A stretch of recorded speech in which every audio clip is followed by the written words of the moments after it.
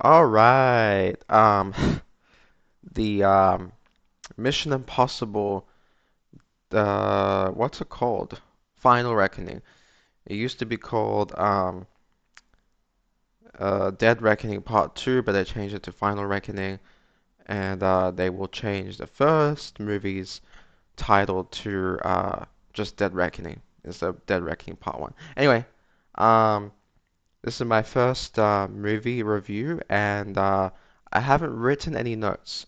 So, with the Last of Us reviews, I wrote notes, and so I was actually organized. But with this review, I'm not going to write any notes. I'm just going to improv because this movie was amazing, and I recommend it. And that's pretty much the video because um, reviews in general seem to be easier to make when I have mostly positive things to say. And so there's some minor, really minor complaints, but for the most part, this movie was really good. Um, Before I watched the movie, I was looking at some reviews on YouTube, uh, sources that I trust, like Jeremy Johns and different people like that. And they were more complaining about it. Not, they were also agreeing with me that Tom Cruise is amazing, and the stunts are amazing, and the action sequences were amazing. But for some reason, it just sounded a little bit more mid. Like, yeah, it was just a little bit strange to see the reviews uh, being not necessarily that great, or mixed reviews, and then I go watch the movie, I'm like, oh my God, this is amazing. Not only does it have incredible action sequences, but for the first time in a long time, I actually care about what happens to the characters. And there are multiple. Great, my camera's lagging. I don't know what's going on. That I just saw that lag.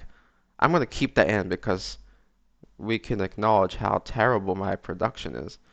Why is it lagging? I'm using Cam Studio and OBS. It just did it again. I just saw it lag again. Man, I'm not gonna edit. I'm not gonna redo this. Anyway, let me do this review really quickly so that I can get rid of this um, and figure out why it's lagging because I mean I spent like 10 minutes setting this up. Man, this review has gone off the rails. This is what happens when I don't write notes. I don't know what I'm gonna say next. Anyway, it just did it again. Why is it lagging? I don't want to redo this. Okay, let's continue.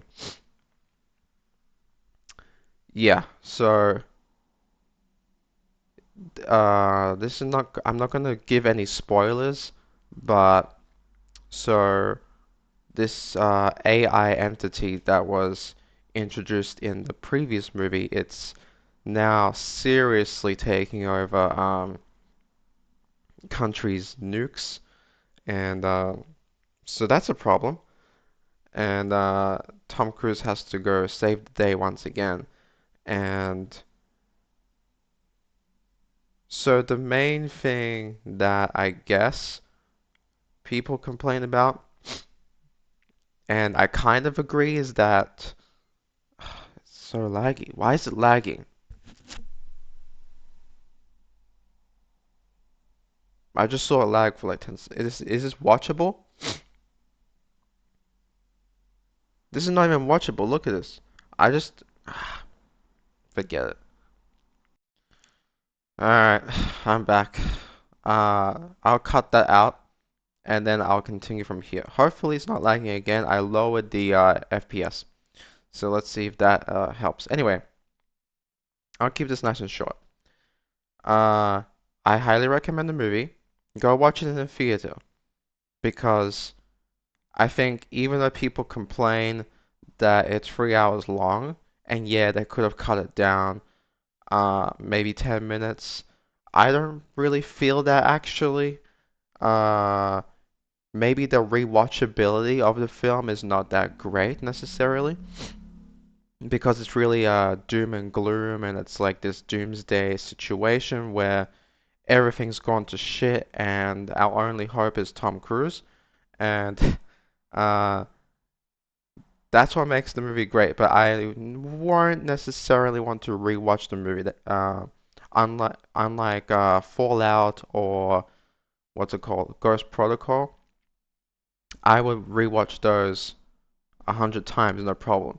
Um, but this one, every now and then, if I get uh, I don't know, nostalgic for it, or I want to rewatch it for some reason, it gives me more. This movie is more like Oppenheimer, where you don't necessarily leave the theater feeling that great. It's more of a emotional impact, um, impact, especially if you care about these new characters with Haley Atwell, is it Atwell? Yeah, Grace, her character Grace, and the French chick, and Benji, Ethan Hunt, obviously, and Luther. If you care about those characters, then there's certain moments in the film that give you this really great emotional punch. And so on the first time viewing, it's really good, but will I necessarily want to rewatch the movie? Uh, Not for a while. But I think it's really great, like insane stunts. And that's the thing. They range from around 30 to 40 minutes each. And so, yeah, you have the beginning of the film. There's a little bit of action, and then um, you really get an hour of dialogue. I don't count this as spoilers, but I'm just explaining how people can perceive it as being too long or having not that great of pacing. I disagree with this. I think it's actually good. But there's like 1 hour of just um, it's hard to again. It's lagging. Ah, God, it's lagging. I can't even see myself moving. What is happening? Look at this. It's just frozen. Oh, it's gone. I'm gone. I am gone. What?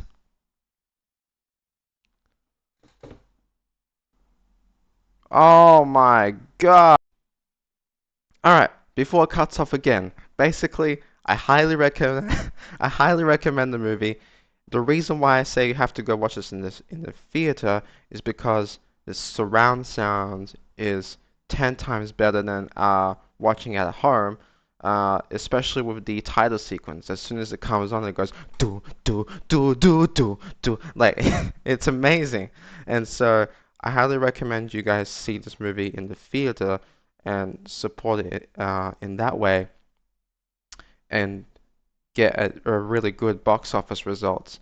Otherwise, if you're saying wait for people to watch it at home, like Jeremy Jahns did, then I disagree with that. I think we should support movies like this, even though it's not like an independent movie. So I'm not saying like, oh, we've got to support it because it's really difficult to make movies like in general. Obviously, it's a high budget movie, but I'm saying to recommend someone not to go watch it in the theater is diabolical. And I don't know if I can even do my review in detail because it keeps lagging, and I'll try and fix it for the next video. I apologize.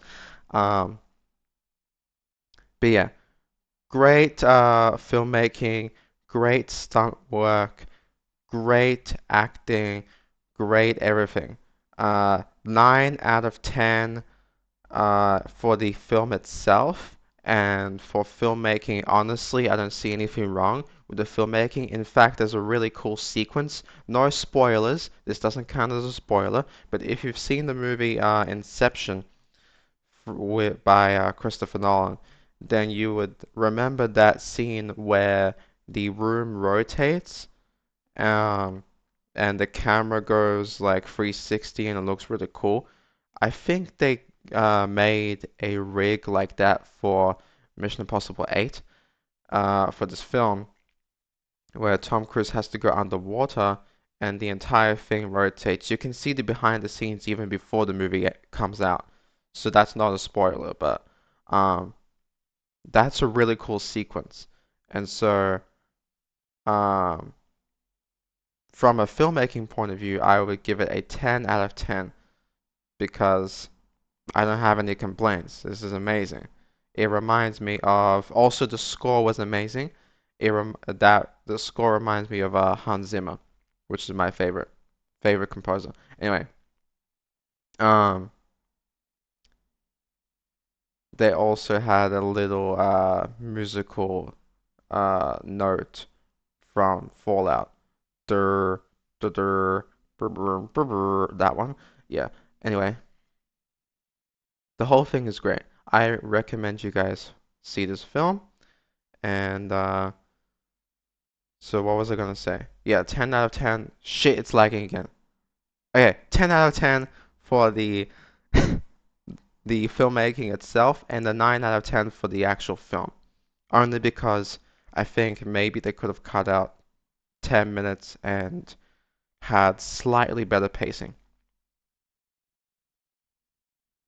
And maybe the political aspects of it was maybe dragged out a little bit too much. Uh, that's pretty much it. The rest of it is unbelievable. Some reviews have said that I'm shocked or surprised that Tom Cruise didn't die in one particular scene, and that's true. It's closer to the end. If you've seen the behind the scenes or even the trailer, the one with the yellow helicopter. That's the scene that people are referring to when they say that. Anyway, before it lags again, before my whole computer explodes, I'm gonna go. So thank you guys for watching, and I'll see you next time. Bye.